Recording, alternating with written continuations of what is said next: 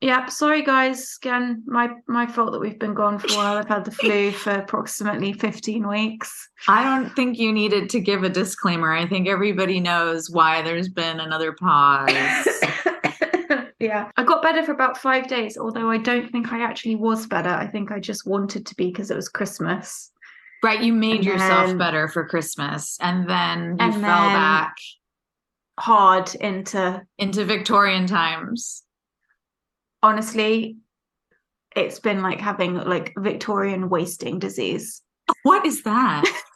Is that true? They Is kind that of, real? yeah, that's a real thing. They kind of used to just like they thought they didn't know what like tuberculosis and stuff was. So Yeah. people would just start to get like really weak and their breathing would become really like labored, It's like called depression. nightmares. No, and that's what they basically thought, like that these people had like the Brontes all died of wasting disease. Yeah, So they depression. thought, no, tuberculosis. Are we sure about this? Yeah, no, Has this been they yeah, no, confirmed by it's a been very doctor? it's been confirmed now, but All right, well, I know have you you're seen that obsessed with the film? Brontes, but don't die that way, okay?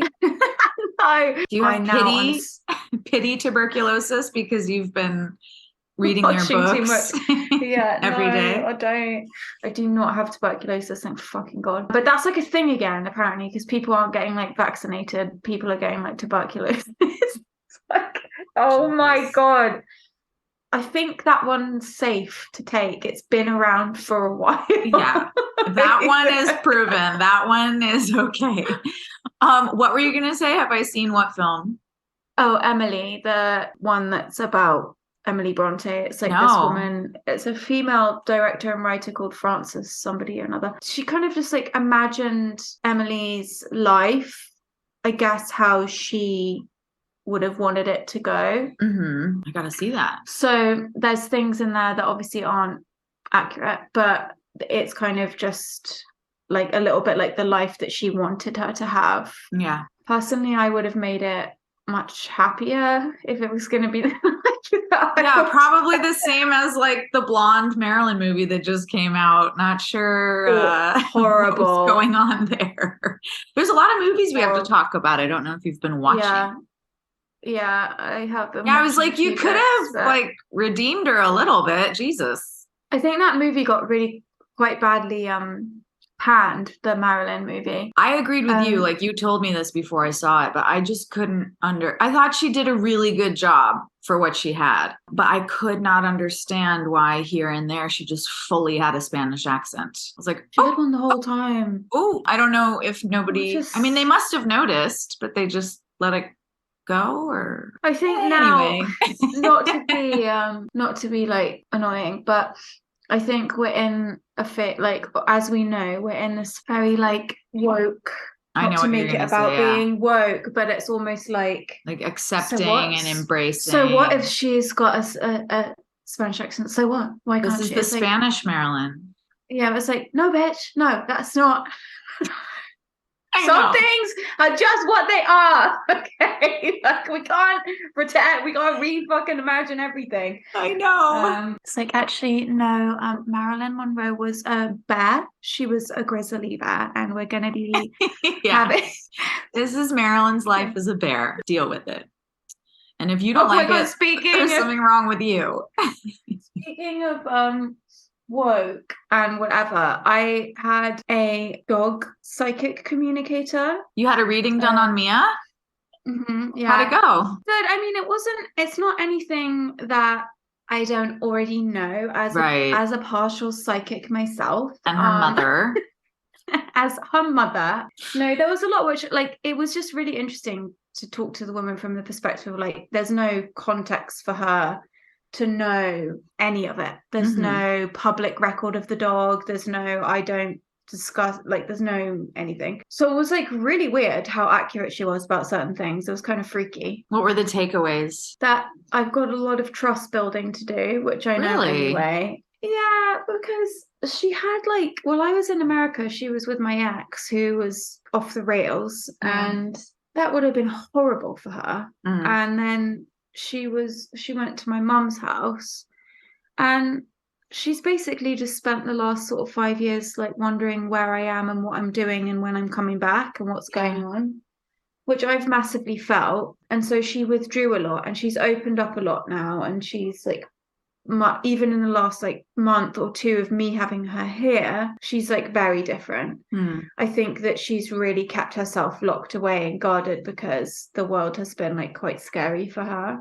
Even though she's been like very much loved and provided for in my family. No, but her mommy left. Yes, exactly. And she's just been like wondering where I am. I'm so glad you have her back in the house. I know, she's so cute. She's such a good girl. But one of the things that made me laugh so much.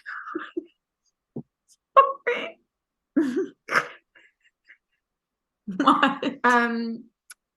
So the lady is called Gaynor Davenport, and she's quite a known. She works mostly with horses, but she does other animals too. And she was like, Mia doesn't know if she's Arthur or Martha. So she does. She thinks she's I don't even know the word for it. I'm scared to say it. I don't know. She's trans? Look, this is what the woman said. She's like, I know this sounds strange that I'm going all the way back here, all the way back to the womb, all the way back to a fetus. But that's when Mia's journey started, obviously. And at that time, even in like the womb, Mia didn't know what she was. But the thing that's so funny about it is it's like it makes so much sense for her, because if you met her, you wouldn't necessarily be like, oh, that's a girl dog. You'd be like, what is that? Wow. Do we need to start calling her by another name? Different pronouns, I think. Just what pronouns is she identifying as now? I mean, let me know for the next time I come to visit, because I don't want to offend her. No, she is a she. Okay. I think she's just like me. She's just like open to it. Open, fluid, bit boysy one day, bit girlsy another day. Kind of could have gone either way, probably. If I had been a teenager in this time, then things could have gone interesting. Way differently. I think if Mia had been a teenage human in her time, things could have gone differently. Good thing she's like an old lady. Yeah. But it just made me laugh. Like I had her on speakerphone and we were all sitting around the table when she said, Mia doesn't know whether she's Arthur or Martha. We were like, I could have screamed. Of all the people to have a trans dog, it's me. Arthur's a funny name to discuss, because I just heard Emily Blunt discussing it on the Smartless podcast, and she was saying that that's the hardest name to say in an American accent. Arthur. Yeah. You guys say. Yeah, that is quite hard. Arthur. Arthur. Wow. Anyway, I just thought you'd get such a kick out of that. But she talked about some other really crazy things where I was just like, how the fuck do you know this? Like, obviously Mia's told her. That's how she knows. Right. But she talked about how Mia does this thing. She's like, Mia does this thing to like control people, where she basically, like, I call it her Princess Diana look, because she like puts her chin down and her eyes go really big, and she looks around and does that thing that Princess Diana does. Yeah. And she does it. She's definitely manipulating when she does it, and she knows what the fuck she's doing. And she doesn't do it to everyone. She does it very sparingly, so that you feel like when she does it to you, you're like blessed. Special. Wow. It's like special. She's chosen you to do the eyes to. And she talked about that, and I was like, fucking hell. And she was like, was she thrown out of a car? And that's how I got her, was because the people dumped her in the car park with us. So she was thrown out of the car in the car park. And she said, obviously she wasn't thrown away like rubbish, but that's what it made her feel like, that she had been like thrown away. I don't know, there was just stuff that was really sad, which I knew already. The reason I had talked to her in the first place is because she gets really nervous in certain situations, and I just wanted to know if there was anything I could do to help that. And I'm sure you talked to her because you've been stuck in your bed just scrolling on your phone looking at random shit for weeks on end, and you found I'm a just pet like, psychic. I know what to do. This is it. This is what I need. I thought you'd got a kick out of that. I do. I'm gonna have to get Gilbert a reading. Oh my God, you should. She can do it from anywhere in the world. Yeah, I did when Ivy was dying, when she was really sick. I like had somebody coming over and doing Reiki on her. And yeah, it was quite an amazing thing to watch. And they were like telling me psychically what she was feeling. And she was telling me she wanted certain foods. And she mentioned a blanket I have that was in the closet that she wanted to lay on. Oh. Shit that this person could not have known. Couldn't have known, yeah. No, it was pretty incredible. That woman gave her this crystal that she had blessed and for her healing, and Ivy would lay on top of it. Like the last couple of weeks of her life, she would just sit on top of that crystal. And so in her box of ashes behind me right here, I have that crystal mixed in with her ashes in there. Oh, that's nice. Yeah, so I'm really behind all that pet psychic I mean, stuff. I would do it for myself, so why not? Yeah, we do it for ourselves. Why wouldn't we do it for them? Exactly. For my baby, anything for my baby, my children. Hello, all the mom listeners out there. We know you love that. We're mums too. Just we are. Nothing more offensive to like human mothers than people being like, dog mom. Like, no, you didn't. I gave birth to him. I gave birth to Gilbert. Didn't I, Gilbert? That is so disturbing to me. The idea of like a human giving birth to a cat is one of the most maybe disgusting things I've ever thought of in my life. I've been doing this new thing where I swaddle him like at night in a blanket. We all walked in the other night and he was like, I'm actually concerned now. Like, what? He literally looks like a baby. Like you make him like a little burrito. Yeah. Why? And it's a blanket with his face on it because Will got me a blanket with Gilbert's face on it for Christmas. And so I swaddle him in his own face. But why? Because it's cute. And then I can kiss his little mouth and he can't do anything about it. Horrible. That's disgusting. I loved when my brother and sister were so small that they couldn't get away from me because I would nuzzle them and just and then when they got too big and they could push me away, it was like, oh, that's annoying. That's how I feel with my niece and nephews. When they just now they're teenagers, they're just like, get away from me. But when they were younger, they just loved me and they were so obsessed with me. And now they're just like, can you buy me stuff and then just don't associate with me or perceive me? Pretend like we don't know each other. Okay. Some people think I'm actually quite cool, but okay, whatever. Okay. Here's your Xbox. Yes. Jeez. Yeah, I'll give you $100. Jesus. Just give me a kiss. Just sit by me. Acknowledge me when I speak to you. Anyway, here we are. Here we are. It's January.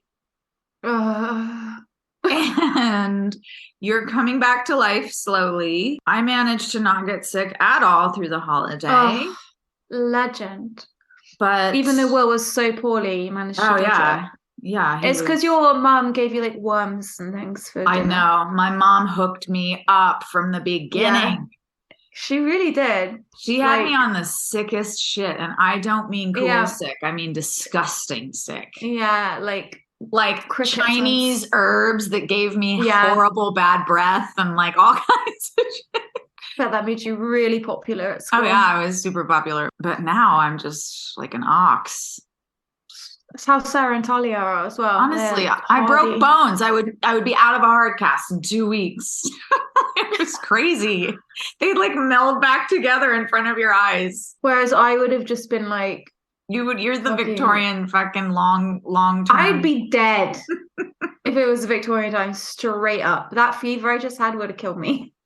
Like, Oh my God. for sure. Oh my God. Alec asked me a question the other day. He said, if you could go back to like the 1890s or 1800s, but have complete reassurance that you wouldn't need any medical intervention. Right.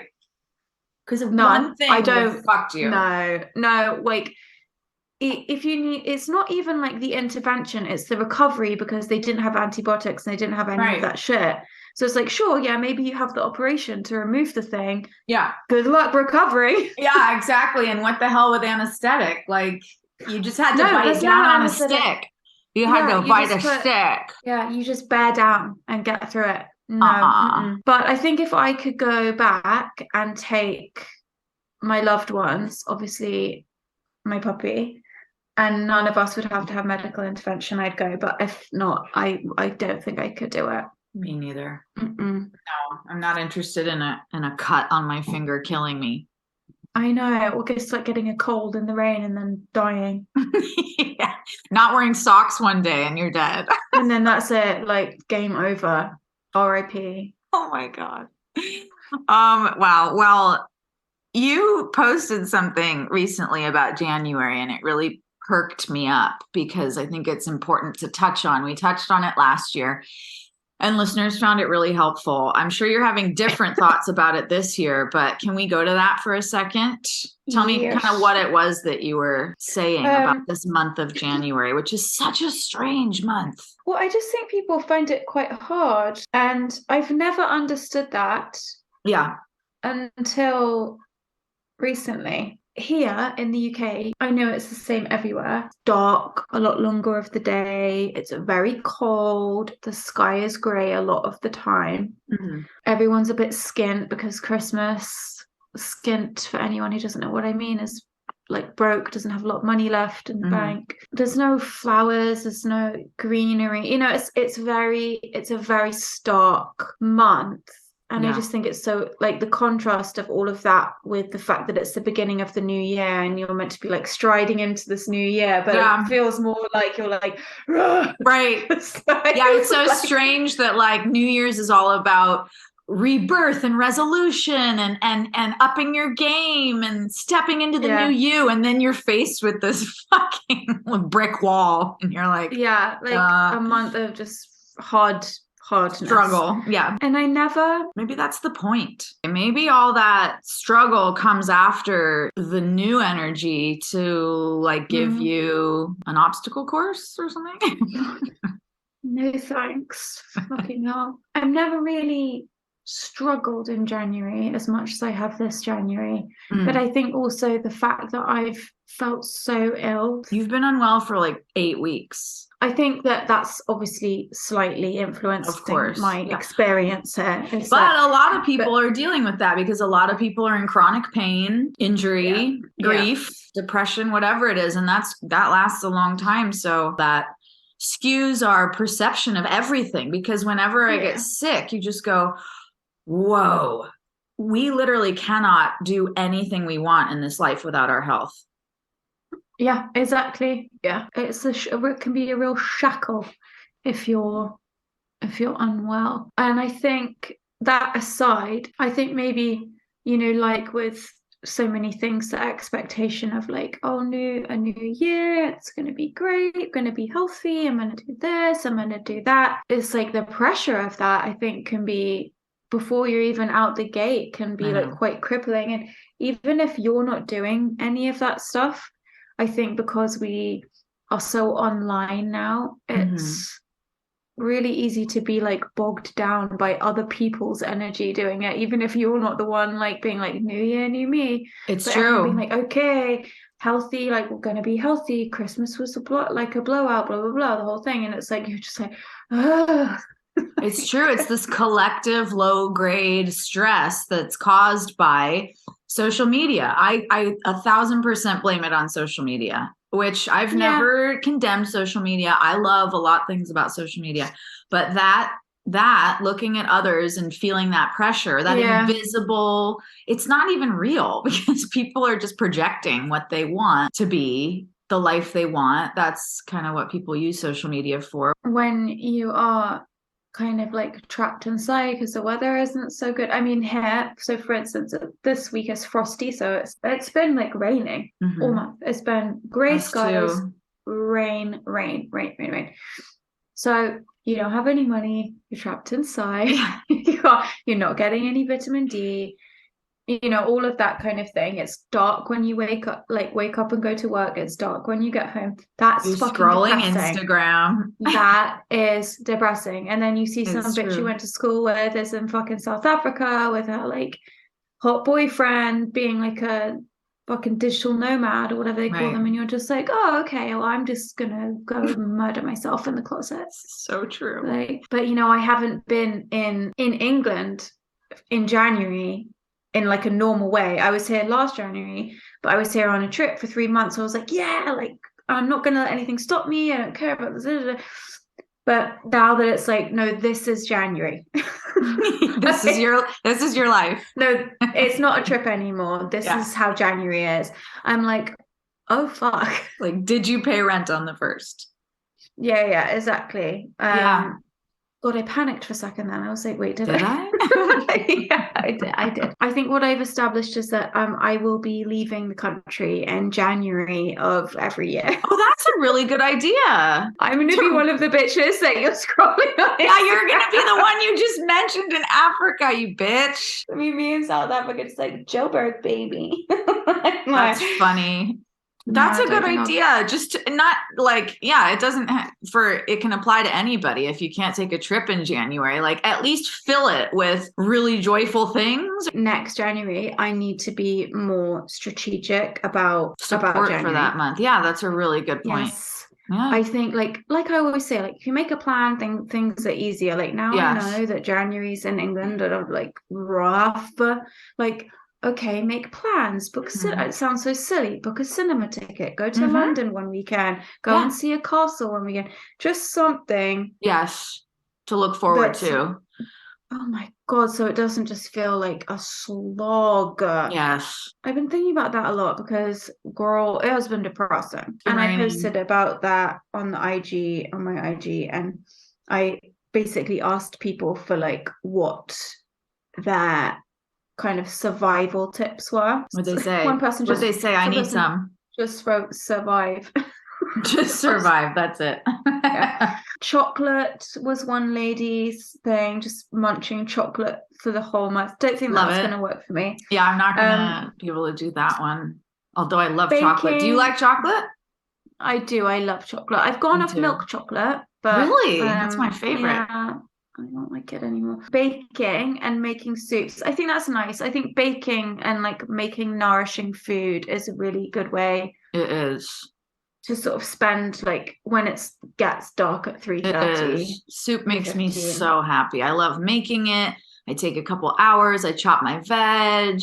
I watch like a castle documentary on my computer while I'm chopping my veg. It's like a whole thing. I love it. So I'm in the castle. I'm chopping in. I'm in ancient kitchen. Fuck! I cut my finger. I'm gonna die. Oh my God, it's cholera in my soup. Okay, so some people are just saying like extra practices of gratitude. They love have to it. like, really double, triple down on the gratitude, which as I will say I'm sick of I know as soon as someone says gratitude, it will just like, oh. I know. Can I say something about, because I get that too. I know. It works though. It does work. It's so annoying. And like when you're mad, it's the last thing you want to do. When you're pissed about something, you're like, I don't want to be grateful. Yeah. I want to be mad. But can I recommend something that I've found really works for me? Anyone in your life that you can do this with, even if it's just one person, I've found that this really helps. I found 3 of my girlfriends. I was doing it with my sister for a while and we fell off, but I'd like to get back on it with her. But it clicked in with 3 of my girlfriends and we started a text chain, and every single morning we send each other our gratitude. And when I wake up in the morning, that's one of the first things I do is listen to that. And I hear their gratitude and I offer mine. And their gratitude gives me different perspective and gets me out of my own shit. And then it gives me a place where I know that my gratitude is like safe and being heard. And it's just really nice. So if you can find one person in your life, a family member, a friend, even to yourself in your journal. The journal doesn't keep me quite as accountable because if it's a person, then I know that they need my gratitude. So I can't skip it because they're waiting for relying mine. on you. So that's cool. I like the idea of that, like a January gratitude text thread. That's a good idea. I like that. Yeah. You could do that with somebody. A lot of people saying that they use this month as a way to be like extra cozy. So wearing like mega soft clothes and like woolly warm socks and lighting more candles and having a bit more like ceremony around cozy stuff. Exactly. I've got my hot water bottle on my lap right now. That's and cute. my goat hair socks. They're kind of itchy, but they're pretty. Yeah. Yeah. And I've also got a blanket I'm sitting on. So I'm all about the extra cozy. The extra cozy. Okay. This one I love and agree with. Buying daffodils. Ooh. So daffodils are very cheap to buy here. I don't know if they are cheap here. Yeah. I think that buying spring flowers is a great one. And then this year, for the first time ever, I've started planting bulbs inside.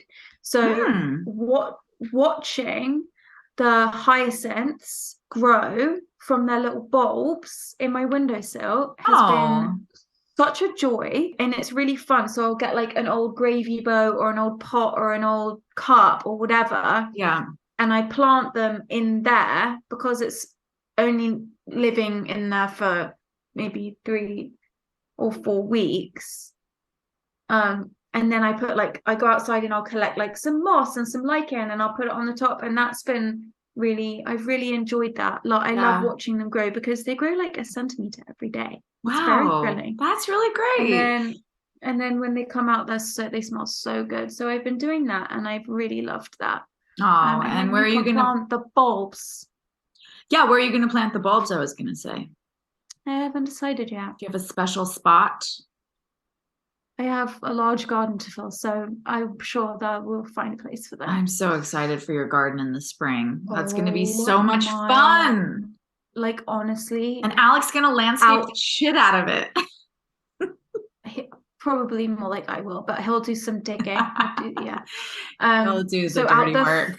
Front, it's the thrill of a lifetime. I think there's like 200 flowers, like springing up from the ground. Oh my God. They are everywhere. I am so excited. That's amazing. There's these little shoots coming up, so it's probably going to be like snowdrops, hyacinths, daffodils, other spring flowers, and they've probably been there a long time. Like, my landlady is nearly 80 and she lived here in her 30s.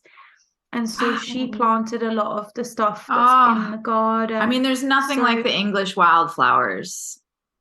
It's just the most stunning thing you've ever seen. And your house is going to be full of them. It is. And I joined this really cute thing called, haven't opened it yet. It's called the Floral Project. And this is a box of seeds. And basically, I know it's probably sounds stupid and some people are going to be like, you really don't need to pay £20 a month for that. But I've joined a club where this lady basically sends you a box of seeds every month of different things, and you grow them from a seedling. And then she teaches you like when to plant them, when to do everything, how to prune them, how to take care of them, what kind of light they need to be in. Okay, you need to water this seed now. So it just kind of, for somebody like me who doesn't really know about gardening yet, but has a garden and wants to grow flowers, it's great because it's kind of like a roadmap. Yeah. And she's just like a really cute lady, and she has autism. So great. And she's like made this her life, and it's just so cute. Yeah. So I'm really excited. I haven't opened this yet, but I think there's some sweet peas in here and some other things. And for Christmas, I got like a grow box. So I'm really excited. That's great. The whole point is that you sow, grow, and give. Her whole thing is like, you are going to grow more flowers than you know what to do with. So you can give them to neighbors and hospitals and old people and brides. And I just think it's cute. It's beautiful. So that's kind of what I've been focusing on, flowers. That's all I've really been able to do. And every time I see a little shoot coming out of the ground on one of my walks, I squeal with excitement. That's amazing. Okay, can I show you something that captivated me on your Instagram? So yes, I was scrolling through your incredible pictures of your nature walk, feeling very jealous. And I took a picture of this mushroom that you took a picture of on this tree. Because first of all, that looks really crazy, like a veiny, like a penis. Yes, thank you. Yes. But then I zoomed in and there's a face right there. Look at that face. Yes, and if you zoom up and go up left, you'll see that there is also an ear. Wow. The most strangest mushroom in the world ever.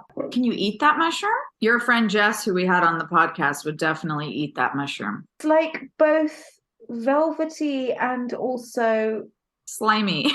Slimy. It was one of the most strangest mushrooms I've ever seen. Strange. So you're all welcome. Yeah. What you just said about looking at people's socials and feeling intimidated by what they're doing for January, right? Mm. I had a really amazing experience yesterday along those lines, and it was so emotional to me. I've been interviewing teachers for my company. My Lucy Walsh Performing Arts Studio is expanding, which is very exciting. Yeah. And I'm bringing in guest teachers at this point to handle the client load. And so I put an ad out and I got a lot of response, but I'm really being picky about who I bring in. And so out of like 50 responses, I've only interviewed 3 people. And yesterday I had one of those interviews and it went really well. I really liked this guy. He had great face, great energy. And we get off and I go on his Instagram and I see this concert that I was at. And I click on the concert poster and I see all these comments going, dude, you did such an amazing job tonight. It was so incredible. Congratulations. And I look at the pictures of him performing that night and I had been obsessed with this guy. He was my favorite performer of the entire concert. That is so crazy. Like I said, you can ask Will. Like Will was with me, and I was like telling Will the whole time. I was like, I'm absolutely floored by this guy's performance. Who is this person? I loved him so much. And I literally screamed and like dropped my phone, and I called him back immediately, and I was like, "It's you." Oh my God. I was like, I can't believe I've been talking to you this whole time, interviewing you to work for me. And I'm like such a fan of yours. He's literally a rock star. I'm not going to say who, like what the concert is and everything, but I just said, oh my God, I'm so excited to just meet you and whatever. It was very funny. And then I got off the phone and I thought, look at that. You look at someone on stage, you look at someone in a movie, you look at somebody living this life and you think, oh, they've made it and I haven't. I wish I had what they have. Their life must be so amazing. And here he is, humble enough because he's an artist, and all artists know that we have 100 side jobs and we do whatever it takes. And it just made me so emotional, his humility and just and being reminded of that, because we all fall into it, comparing ourselves to others. And it was just such a powerful reminder for me. And also so exciting for me. But that reminder about the comparison of life was really, I needed that. Yeah, that's crazy. That is actually crazy. So is he going to work for you? Yeah. Yeah.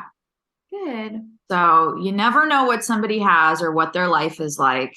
No, you really don't. It's a waste of time to compare. Some people who I know very well and have known for a long time, I see their Instagram and I'm just like, that's not really what wish I would. And then I'm just like, bitch, you know who this person is. Stop. Exactly. Like it's so dumb. Like even for a minute, I forget that I've like known this person and I know that they are like the messiest, sloppiest, most depressed person in the world, or whatever it is, but they're like living this life on IG and it's like out here, you know, in the sun, traveling, whatever, and it's like, okay.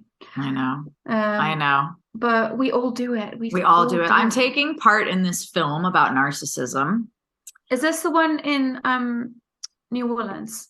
No, that's an acting film that I've been cast in. That's a musical. I'm super excited to shoot that movie. Oh my God. I was just going to say that the Narcissist film, which is featuring the situation I've gone through, which we've spoken about on other episodes, it's talking about narcissism being a pandemic in our society, and it's on a spectrum. It's not black or white. So many people misunderstand the term narcissist, and they think that it means that you're full of yourself, but it's not that. But they say on the spectrum, it goes from like a socially kind of narcissistic person, which would be qualified as like the Instagrammer, the influencer, the selfie taker. That's a form of narcissism. And we're all a little narcissistic. And they actually talk about how we need to be narcissistic to survive. Otherwise, we would just lay down and die. But then the other opposite end of the spectrum of that, obviously, is the malignant narcissism, which is what I went through. So anyway, everybody's a little narcissistic, guys. Get your head out of your own ass and look around, you know. It's also a really good way to feel better in January is to get your head out your own ass and look around. Yeah, that's what you're saying. That's the tips you gave. It's all about looking beyond your own nose. Yeah, so the film I'm doing in New Orleans is a musical written and directed by this really talented guy named Gray Fagan, who's this big TikTok star. Speaking of social media, he has like 5 million followers on TikTok or something. And he never wanted to be a social media star. He's a really serious filmmaker. He went to school for filmmaking. That's all he wants to do. And he's doing really great things. And I'm really happy to be working with him as he's starting his career. I think he's going to go on to do really great things. And then I'm going to go to New York because I have to see Jessica Chastain on Broadway. Ooh. So I'm making a pilgrimage out there to do that. And we're going to love that bitch. Look at apartments while we're there. Are you? Mm-hmm. You guys really think about going there? Yeah, I'm slowly pushing him closer to England. I figure if I can get him to New York, then it's just a hop, skip, and a jump. Well, it's like you can go to England for the weekend when you live in New York. Exactly. It's so much easier. I'm so excited about that. That's thrilling. I know, it really is. I have one more thing to say about like a New Year's resolution type thing. Do you have anything more to say about it on your end? Like where your head's at? I still don't believe in New Year's resolutions. I don't either. I just called it that because I don't know what to call the topic, but I don't believe in New Year's resolutions at all. I never make them, but it's just like a continuation of everything we're already working on within ourselves. I feel like this year is very much like usually when there's a new year, I'm like, okay, new year, and I get this fresh feeling. But for some reason, this year feels like last year's work for not just me, but like for a lot of people wasn't done. And it feels like almost that this year's like a continuation of something, and that like the next year is going to be like a new thing. I don't know exactly what I mean by that. Maybe you can relate to what I'm saying. I don't know. I kind of get it. I think the last couple years have felt like one long year. I literally thought last year was 2020. I said that to someone yesterday. I was like, oh, I didn't do that last year in 2020. But the one thing that's been on my mind through January is a concept that I mentioned before. I compared it to physically holding your pee. Remember we talked about that? Yeah. And my point there is speeding up the time it takes me to handle something that my soul is telling me needs to happen. So if I'm listening to my body when it gives me signals of what it needs, why am I not listening to my soul when it gives me signals for what it needs? And we talk ourselves out of things all the time. We procrastinate. We don't want to rock the boat. We don't want to handle it. And there were some things really bothering me over the last couple of weeks. And I made a list of them, and there were like 5 of them. And most of it was about like firing a few people on my like business teams kind of thing, Mhm. difficult conversations I was going to have that I was avoiding, that I've been avoiding Yeah. for like 6 months now, and a Mhm. couple other things. And then I made this list of every single thing that was bothering me. And then I thought, what would it feel like if every one of these things was taken care of? Yeah. And I started to go towards that feeling. Mhm. And I handled the things I needed to handle. I pepped myself up. I did it. Mhm. And my soul jumped for joy, of course, because it always does when we listen to ourselves. That's where my mind is at for January and moving forward. Nothing else. No, I'm going to work out. I'm going to lose weight. None of that. I'm going to stop drinking wine. That's not happening. But just the simple rule of speeding up the time it takes me to listen to myself and handle it. I think that's really good. That's something that I've massively worked on in the Really? last 6 months. Yeah, it's like, it's so stupid. It will be literally like there'll be a pile of like pins Yeah. here, and I pass the pins every day, Yeah. and I'm like, I should put those pins away in the pot. Yeah. How much fucking time have I spent in the last month Thinking about the looking at pins, going, I should put the pins away in the pot. I should put the fucking 15 times a day, every day. exactly. Put the pins away in the pot, lady. And what could you be using that energy for if you weren't thinking about the pins? And that led me to looking at my time management, because honestly, it's a waste of your time. It's bad time management to have to think about something 30 times before you fix it. Yep. Ryan used to have this rule: if it can be done in 2 minutes or under, just do it. Oh, whatever it is. It's so good. It's such a so good rule. good. And the dishes you could do in an hour, if you set a timer for 10 minutes, could be done. I know. And instead you just pass them 5 times in the day, and you're just like, one of the things I'm really bad with is anything like, you know how before we started recording, we were talking about the podcast hosting thing, and how there's like this fucking huge like thing I need to deal with it, and I've just been putting it off for 2 years. Right. And it's just like, just do it. Just do it. But it's all anything like that. I mean, that's a big one. That's going to take a little longer. But what will happen is there'll be like little things like, oh, I need to move $25 into my bills account, or I need to do that, or I need to just send this one email, or I need to put this one letter in the mail, and then I have a list of 10 things like that, and it just grows and grows and grows, and I get so stressed by it, and then I'm laying in bed and I'm just about to fall asleep, and I'm like, I still haven't done any of the things on the list. And it's, I think what you were saying is like a big lesson I learned last year is like, just do those things. Just really just put them down as a top priority. They'll probably get done in under 2 hours, and then you're free. And then what will you feel like? So good. What will you spend your time thinking about? What then? Of like pins and $25 and the pan, which needs to go to the charity shop that's sitting by the front door, and it's all of that stuff. My friend Samaya shared something it really helped me about the list that we create, the to-do list. She said that she makes her to-do list, I think it's for the week. And then she's not allowed to add anything new until she takes care of those. So I couldn't do that, because all of the other things that need to get added would then start circling in my brain. It makes you have to do this or else. So you can add things. You can add one if you've taken one off. Exactly. Okay. The way that and actually, instead of just talking about how annoying it is, I will share a useful and obvious but useful tip, is having a little notepad and a pen and paper by the bed. Some people have them in the bathroom, on the fridge. I keep one in my journal. When I think, oh, the pins, I just write it down, and immediately I feel like I've been thinking about the pins. Isn't a joke, by the way. I've been thinking about these pins for like 3 weeks. There are like 3 piles of pins left over from Christmas.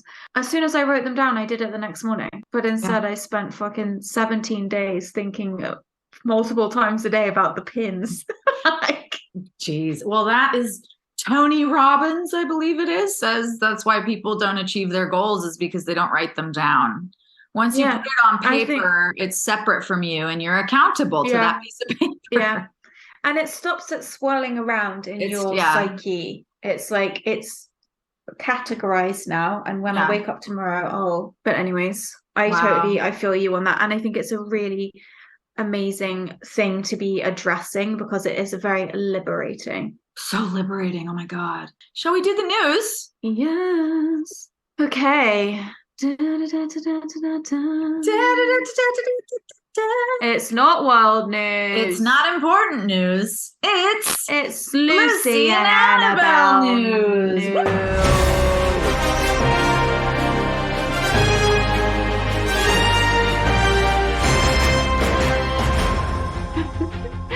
Okay. You brought for us Annabelle Juicy Jones. God, there's like a lot of news. There's a lot of celeb goss and news. It's almost impossible for me to pick one thing. I know, my God. I feel like maybe I won't do just like a classic news thing. Like I feel like there's some things I want to discuss with you about the news. Okay. It's okay if we get canceled today, by the way. Yeah, it is. Speaking of getting cancelled, Jeremy Clarkson's fans are tweeting, "We are watching Jeremy Clarkson get cancelled before our very eyes." Some of you may know who Jeremy Clarkson is, some of you may not.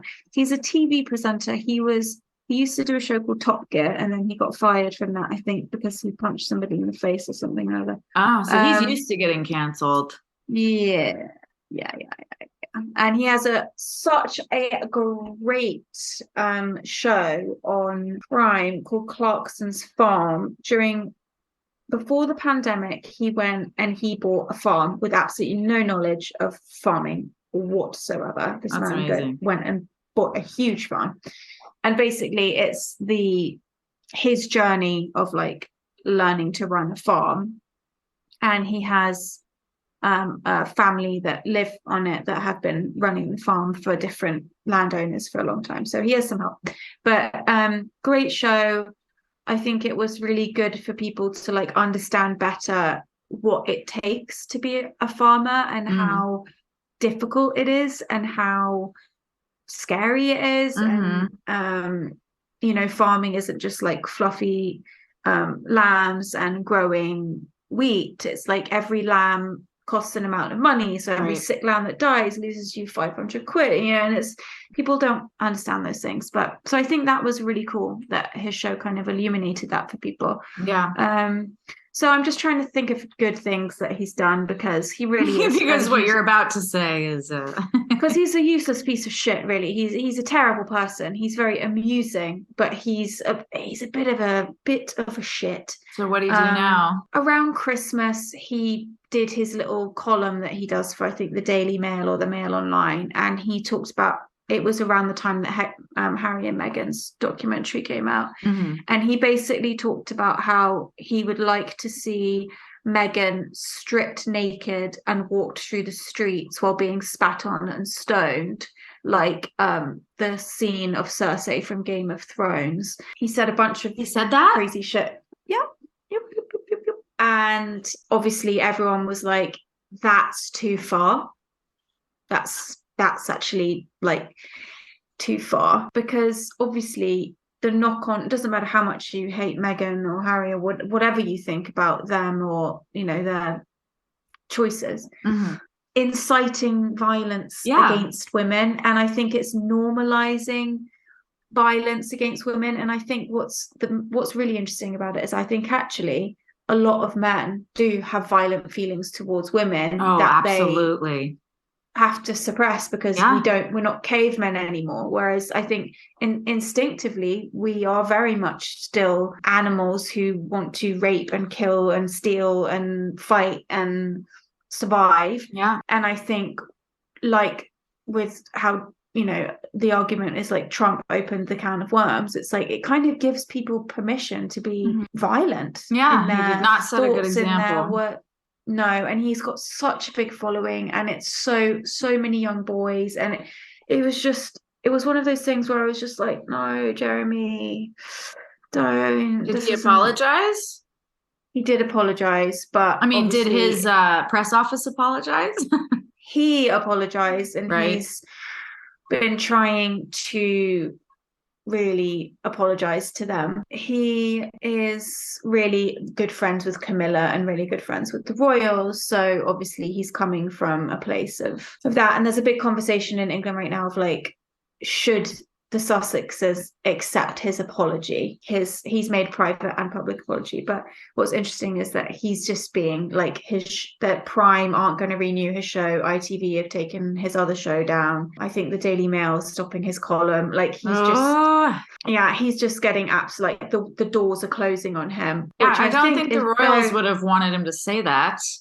No, and the thing that I think is really interesting is that Harry and Meghan's whole thing is them talking about how like the press can like destroy somebody's life. That's what's happening to Jeremy Clarkson for his complete own doing. He brought this on himself. I don't think that's really debatable, but I don't think that the royal press office is, despite his great friendship with Camilla and all of them, going to be jumping to his defense. No.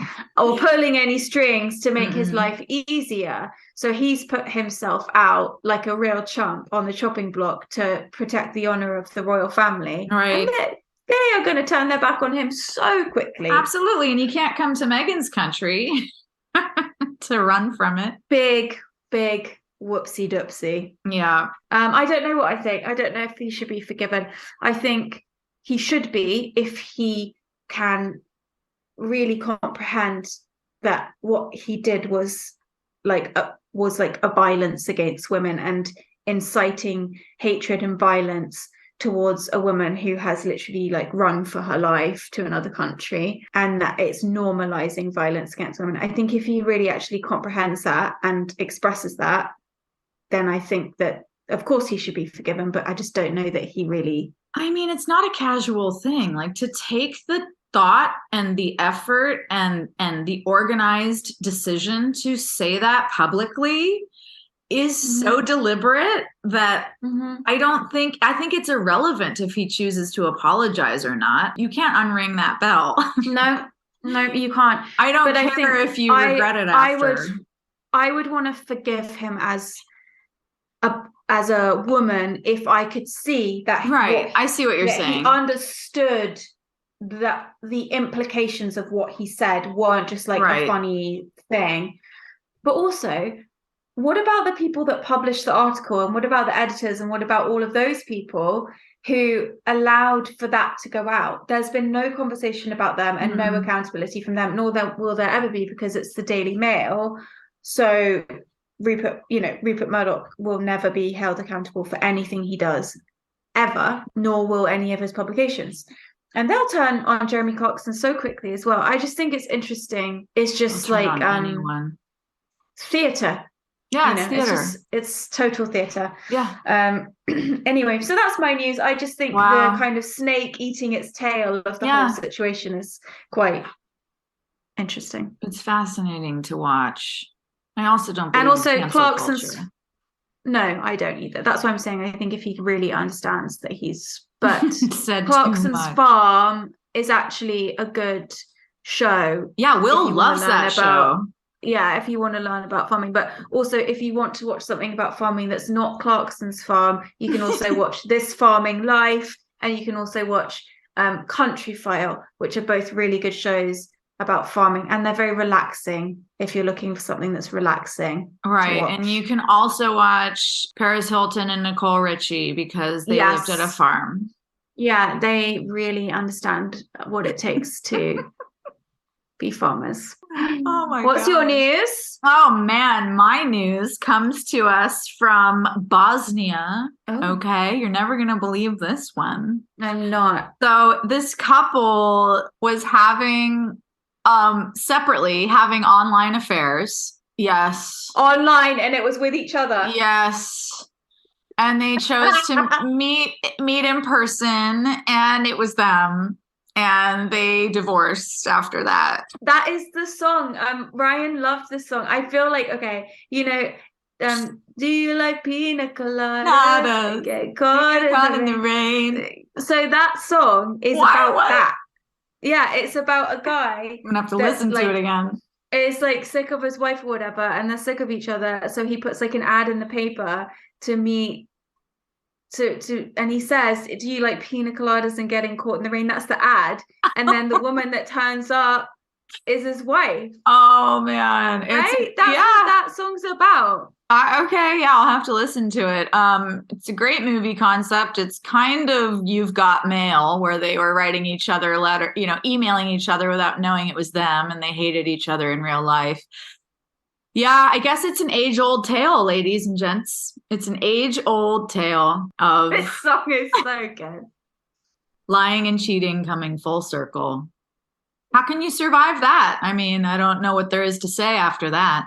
I feel like I would piss myself laughing and being like, well, obviously we still like each other, so we should probably give this another try. Me too. I feel like it would it wouldn't make me break up. It would make me be like, okay, we have some things to address. Yeah, we obviously let's have talk. something to offer each That's other right. still. Yeah. Yeah. You can't break up with your husband because he's cheated on you with you. I mean, what if it happened again? Like, what if they divorced again and then dated and then it was still them? You would just be like, I give up. At that point, you have to accept that the universe has decided that you're going to They're be like, together. well, we have some listener feedback. Shall we share it? Yes. You guys sent us really lovely messages through the holiday. Forgive the delayed responses, but we've caught up on everything. So I wanted to mention that one of our listeners, sent a bluebell feast that's happening next year. The Instagram handle for this is Nomadic Dinners. And cool. Yeah, there's events going on during bluebell season in England, which is when, Annabelle? When exactly is that? April, I think, is like peak. It's a really specific window, right? How long is it? Bluebell. Yeah, they're like out for a few weeks in April. Apparently, around here in my new area, the bluebells are absolutely mind-blowingly beautiful. I'm very excited. I can't wait for the pictures. Oh no, I can't wait to see it with my eyeballs. Yeah. So thanks for sharing this bluebell feast. It's so cool. Yeah. Check into that. This is a nice message. Dear Lucy and Annabelle, wishing you both a Merry Christmas and Happy New Year. I just made a donation to your awesome podcast as my Christmas gift to you both. That's so Thank cute. you. Thank you. As you know, your show is a highlight and brings me so much joy, valuable insights, and happiness. You are both such treasures, and I wish you both all the love and happiness. Keep up the great work. Sending lots of love and good wishes. I'll just say how much we really appreciate our listeners. And when you guys send us messages, it really does actually mean the world. So thank you. Yeah, it does. And all the beautiful gifts we've received, and very humbling. Another listener says, Merry Christmas to you both. Hope you're feeling soon, Annabelle. Maybe by bluebell season, she will be. Thank you for sharing about your past life regression, Lucy. Always fascinating topics you discuss. I myself have a lot of anxieties and fears over death, so thank you for sharing about that, Annabelle. The not knowing what's next is scary, but I agree that we really do know it's something more. Not only my death, but people close to me is an anxious thought I have on and off in my life. But like you said, it's the lack of conscious understanding. It was also great hearing Lucy talk about the timing of things in life and seasons we're in. I've been feeling that so much lately because I'm only a few years away from 40 myself. I take notes of things you ladies say in the podcast to keep for myself as inspiration, and I took so many this week. Especially about listening to yourself and trusting the direction your soul is moving towards. So powerful. Thank you so much. You are both amazing. Yeah, I mean, if I can help one person be inspired enough to write something down to remember for later, like I made it. I made it. That's such a successful life, in my opinion. Yeah. That's all we can do. That's all we have to offer is something that might help. Somebody else. Yeah. Ourselves and each other. Yeah. Yeah. Well, how do we say this? So it's been real. It's been something. It's been a lot of things. Lucy and I have decided that we are ending the show and that this is going to be our last episode. I think that we both feel that we've kind of taken it as far as it naturally wants to go. I know it has served. Oh God, I'm gonna get so emotional. Oh, babe. It has served such a purpose since we started it. We started it right before Max and Ryan died, literally like 4 weeks before. And Ryan was our executive producer. And it took us through Annabelle's loss that whole time. And I don't know what life would have been like without it. It took us through the pandemic. It took me through so many important phases of my life the last 2 years. And I'll never forget it. It's been so important for me. Not only with you, Annabelle, having you to speak to, like always knowing that that was going to be there the next week. Yeah. But then also hearing from all our listeners and feeling that community in a time when we've all felt really disconnected. If I ever forget that, like how incredible that's been or take it for granted, I just drop in on one of our past episodes and I'm like, holy shit, we've talked about some shit. And we really have dug in. Like, I'm going to go back and listen to things because we've really covered so much ground. You are family to me, and this time we've had together means the world to me, and I'll always remember it. Yeah. Well, you got no choice. It's recorded. I know. Fuck. I can't forget it if I wanted to. But we're both going on to other exciting ventures. I'm going to be creating my own podcast coming up here pretty soon. Yay. And I know, Annabelle, you've been thinking of that as well. So this isn't the end. And we can't wait to have you along for all the exciting things we'll be doing from here. And more to sort of your point, I feel really grateful for this whole experience because I think talking through, I'm a sharer, I always have been, and being able to talk through from the moment I woke up that morning when Ryan and Max died to this conversation today and everything in between, genuinely, I think I wouldn't be as healthy as I am and as well as I am if I hadn't had that every week. And I think it's been such an exercise in patience, in I mean, having honestly, to put up with me. Having to put up with myself. I know. I think the number of times that we have had freak episodes outs where we've been like, this cannot go out, like we sound insane, or this is crazy, and it's almost like what I learned was like the more frightened I was to put something out, the more it needed to come out, and that kind of became my guiding light. And I think just to the listeners, every time I have thought I can't share this, the response has been somebody saying, thank you so much for sharing this, like this has changed my life, or I needed to hear this, or you're not alone. And for me, when I felt like I was like gonna die, like I was drowning, I didn't because of this. I think, my family supporting me, lots of things kept my head above the quicksand. But having this every week to come to, having you to see, Wednesdays with Annabelle, it started off when you'd come and stay at my house, and we'd have a sleepover, whatever it was, and the way that it kind of developed from there, and the relationship with the listeners and the community, and the way that we throw ideas around, and the stuff that you guys share with us, and like I know our ability to speak about the things that we have and be as vulnerable as we've been is only possible because of the listeners and their feedback. And I say feedback, and that conversation, it's a conversation, the conversation and just the energy of it as well. And it's the support that they've given us as well, is like just we're strangers to them, really. I mean, we're not. They probably know more. Yeah, they know everything about your fucking period and they're not. But they've got no reason to care about us. No, They've there's a trillion podcasts. And it's not just that. There's a fucking 8 billion people. Yeah. Like, the fact that you guys choose to spend time with us and that you write us messages and that you interact with us and giggle at the same things that we giggle at. Yeah. We've had a lot of messages saying that, like, it's like being with friends. That is true for us as well, and has been true for us.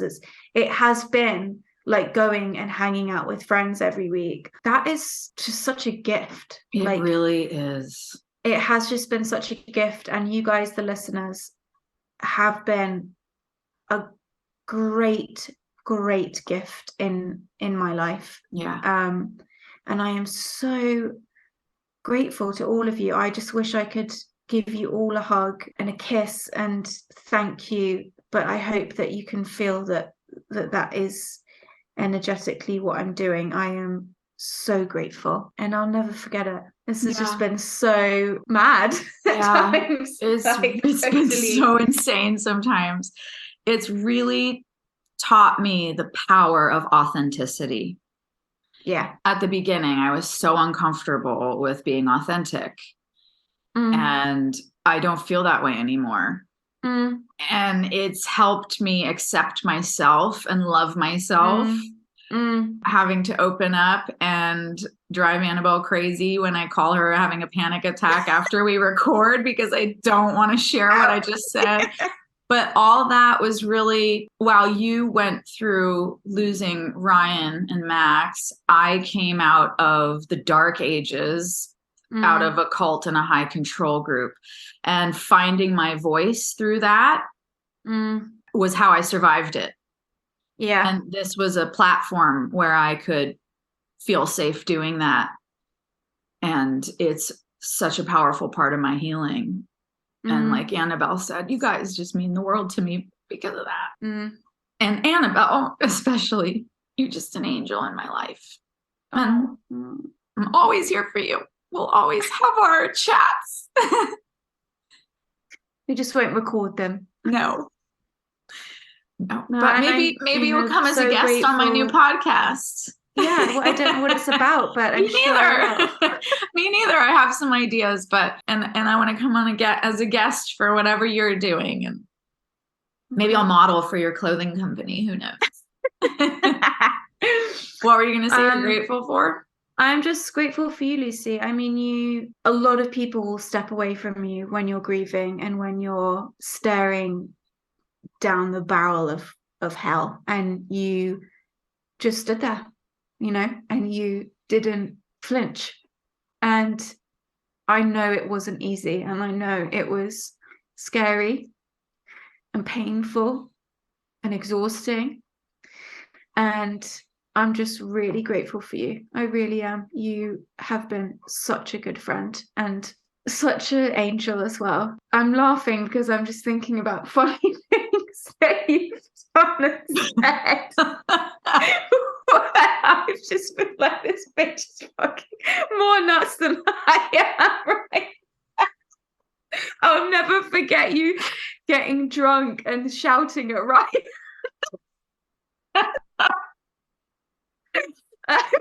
Just like freshly traumatized, just sitting there like, okay, this is my life now.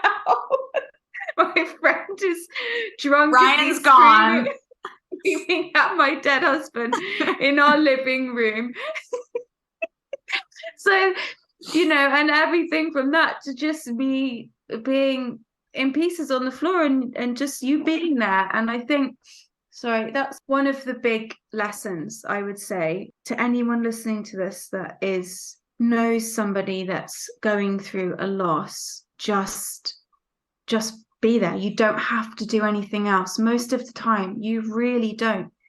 Just stand by their side and don't flinch. And that's enough. I know it feels like you want to do more and you want to solve it and you want to hurry them away from their pain, but just stand there, be there. And that's been a big lesson for me is feeling everyone just like being there. Yeah. And not turning away when it was ugly. And I have to remind myself, even still, even after what I've been through, to do that. Because my instinct with people is to hurry them away and protect them and so on. And how can I fix this? And it's like, nope. Yeah. Yeah, it is all those things that you said. And I remember the moment that was the scariest was sitting across from you at your dining room table, and you were crying so deeply. I've never seen anything like it.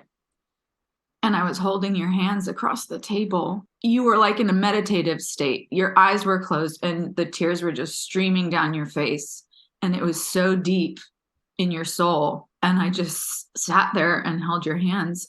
And I just remember thinking, I'm in way over my head. I have no idea. There's no words. There were no words. There's nothing you can ever say. But just trusting that this moment is enough, and just grounding somebody while they go through that reminded me of like a tent or something being tied to the ground with metal stakes so it doesn't blow away. Yeah. But the human part of us is so afraid of that level of pain. Yeah. And I knew that it was, I couldn't touch it. Like nothing, I couldn't get involved. I couldn't touch it. I had nothing to offer except to just bolster you. And I gotta say, that moment and every moment, Annabelle, it's been such an honor. And I wish you didn't have to go through it. But it's been an honor to be there with you while you did. And it's taught me so much about life, about birth, about death, about existence, about all of it. So I think the timing was meant to be in ways that we'll never know. I think Chelsea Hamill introduced us less than 6 months before the guys died. And our families had known each other since long before we were born, but we never knew each other until the timing was right. And this podcast took us through the last 2 years of life that have happened. And we don't, and now we can release it. We can let go of each other's hands and keep moving forward. But I think we got each other through this time, and we held hands the whole time. And we can, let go now. Yeah. Yeah. And I think that really is such a takeaway. I know it's what we're both saying is like, just be there, just stand there, just be there. And that's all I've been able to do for you. I couldn't fix anything that you've been going through. I can't take it away. I can't move you through it. I can't persuade you of, your sanity, or you had to go through all of that yourself. And it's amazing to me. you. Yeah. Looking back and seeing, Pixie's wedding happened in June, and that's why I came to England. But really, I can see that when that article came out, I came to you. Yeah. I just didn't know what to do. I just was with you. That's all I could do. I just came to your house for a week and I fell apart and I had PTSD nightmares and I got cold sores on my mouth and I was a wreck, but that's where I needed to be for that level of stress. And I didn't even understand that at the time. Most of everything that's happened, I haven't really understood at the time. No, it's not for us to understand. It's not of our conscious mind. So we don't know anything still. No, we don't know anything. All we can do is our best, one day at a time. Yeah. So we leave you with that. Yeah. And we'll see you again soon. Thank you for everything. Thank you, guys. Thank you, Lucy. Love you. Love you. I was tired of my lady. We'd been together too long. Like a worn-out recording of a favorite song. So while she lay there sleeping, I read the paper in bed. And in the personal columns, there was this letter I read.